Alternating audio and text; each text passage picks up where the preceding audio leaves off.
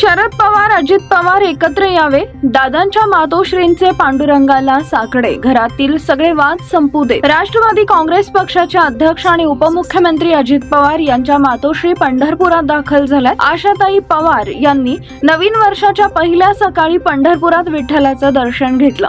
नववर्षाच्या सुरुवातीला सकारात्मक ऊर्जा मिळावी यासाठी त्यांनी देवदर्शन घेतलं।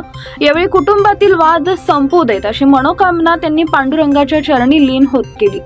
ज्येष्ठ नेते शरद पवार यांच्या वाढदिवशी अजित पवार यांनी दिल्लीतील निवासस्थानी सहकुटुंब भेट घेत परिवारातील फूट कमी करण्याचा प्रयत्न केल्याचं दिसलं। त्यानंतर ते राष्ट्रवादीतील नेते आणि कार्यकर्ते पदाधिकाऱ्यांमध्ये दोन्ही पवार एकत्र येण्याचा आग्रह वाढला। अगदी रोहित पवार यांच्या मातोश्री सुनंदा पवार यांनी ही जाहीर इच्छा बोलून दाखवली होती।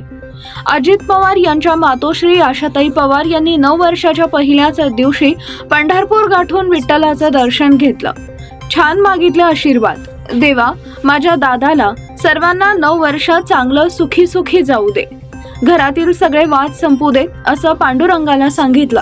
दादाच्या मागची सगळी पीडा जाऊ दे असं मागणं विठुरायाच्या चरणी मागितल्याचं आशाताई पवार दर्शनानंतर माध्यमांशी बोलताना म्हणाल्या। शरद पवार आणि अजित पवार एकत्र यावे असं वाटत असतं असं पत्रकारांनी विचारलं। त्यांनी हो हो असं प्रफुल्लित चेहऱ्यानं उत्तर दिलं।